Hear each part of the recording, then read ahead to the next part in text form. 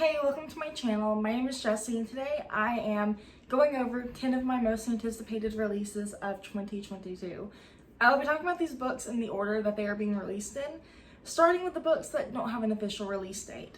Also, if you do somehow end up going to the links below and creeping on my Goodreads account, you might notice that there are definitely more than 10 books on my 2022 releases shelf, but I'm talking about the 10 that, whenever I went through my list, I remember exactly why I added them, even if I didn't remember exactly what they were about. Before I get started though with the books, I want to take a moment to remind you to like this video and please subscribe to my channel to make finding my content just a little bit easier. So the first book that I am anticipating in 2022 does not have an official release date or book cover yet, but it is called The Grimoire of Grave Fates, and it is written, I believe there will be 18 authors who are contributing chapters, including Hafsa Fizel, who wrote the We Hunt the Flame duology, and Victoria Lee, who wrote A Lesson in Vengeance.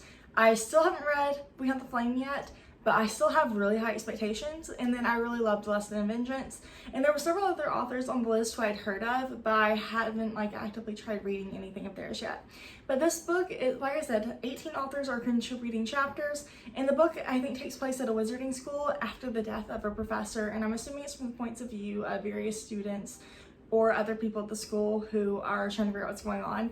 I'm pretty sure that the two editors of the book are donating the proceeds, I believe, to an organization to do with diverse reading. I'm not completely sure. I am going to link the website where I found that information at though. I only have one book in January that I'm highly anticipating at this point in time, and that is Weather Girl by Rachel Lynn Solomon, and it comes out on January 11th. Rachel Lynn Solomon wrote The X Talk, and I absolutely loved it and had such a good time with it whenever I read it earlier this year.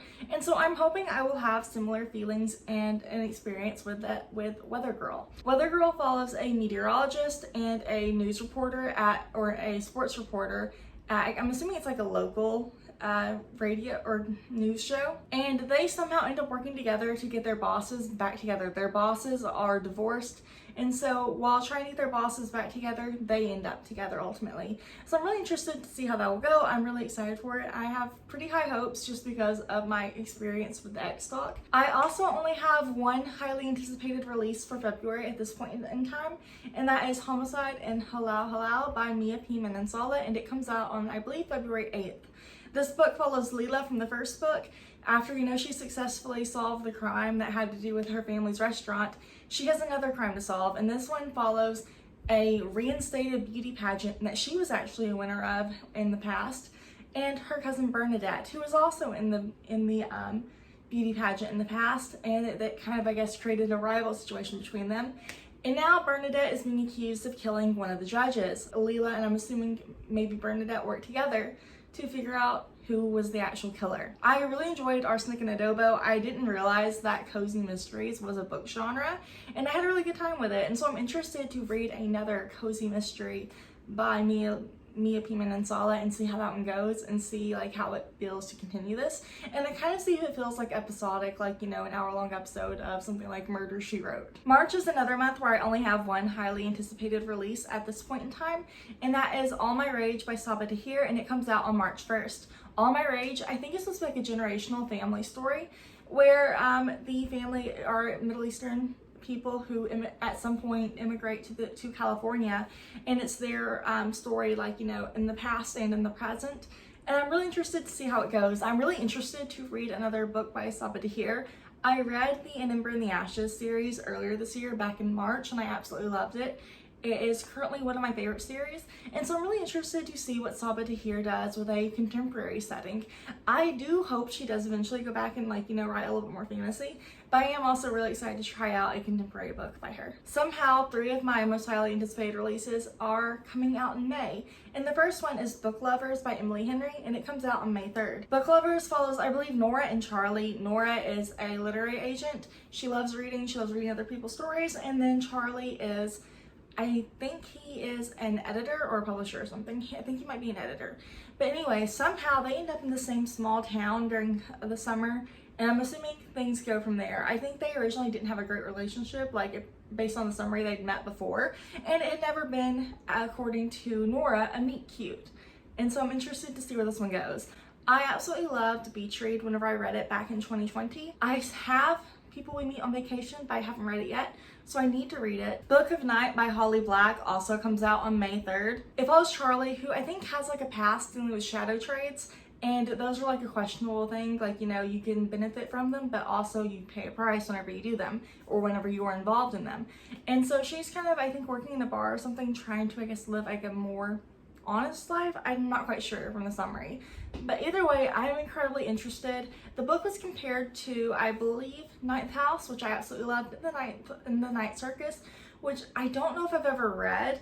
I think I may have read it in high school, but I don't remember it. But I do know that I love Ninth House, and this is supposed to be an adult fantasy, so I'm really interested to see what it entails. I had a good time with the Cruel Prince trilogy earlier this year, and so I'm interested to read more of Holly Black's writing. My last highly anticipated read for May is Breathe In and Count Back from 10 by Natalia Sylvester.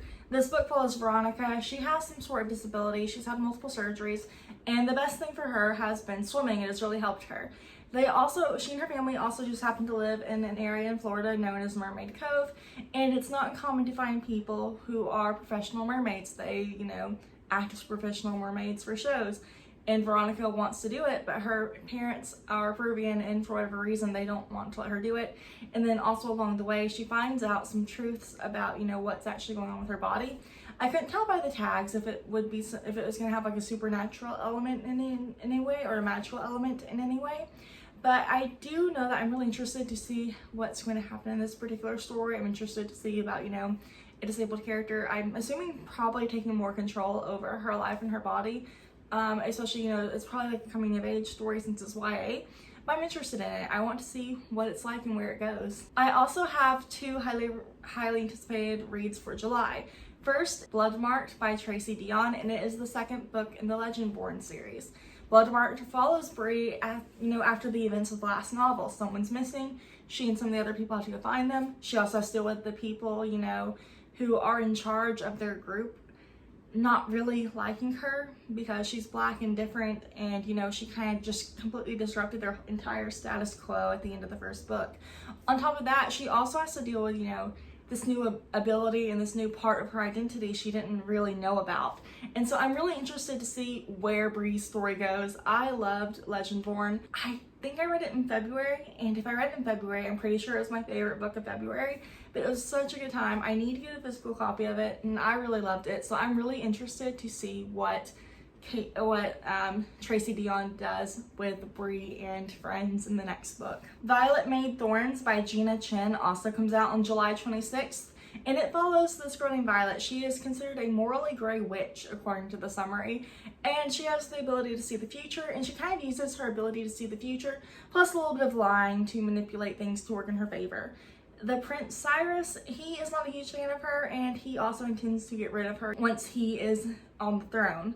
So she kind of has to deal with that upcoming thing happening. At the same time, the king has asked Violet to, you know, kind of fake a love story or fake a love prophecy or a love prediction for Cyrus. And at some point, whether she does that or not, there is a prophecy that kind of tells or brings on doom for the kingdom unless Cyrus makes the right bride choice. And then I think Violet has something to do with all this. I think this is supposed to be duology, and I'm incredibly interested to read it.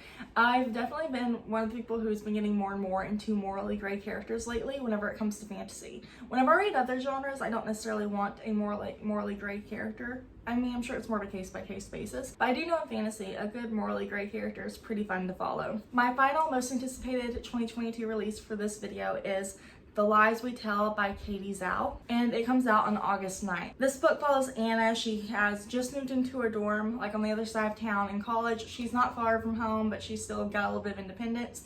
And while she's in college, her plan is to, you know, get good grades and do well in school, but she also wants to investigate the murder of her childhood babysitter. Her middle school rival, Chris, ends up at the same college. His parents and her parents are also technically business rivals because they own, I think, bakeries on the same street. Chris's family bakery is vandalized. I think if I read the summary right, Anna is accused of doing it. And so somehow Chris and Anna end up working together to find out what's going on, and I'm assuming still solve the mystery of her dead babysitter. And I'm really interested to see how it goes. I'm wondering if it'll be as intense in the first bit as How We Fall Apart by Katie Zhao. I have not finished The Lies We Tell. I started reading it a while ago on Libby, and it was at a busy time, so my hold ran out, and I haven't gotten around to picking up another like a physical copy or putting it back on hold. So I need to hurry to make a decision so I can finish it. Like, you know, whether I'm going to just go ahead and buy it or wait for another Libby hold.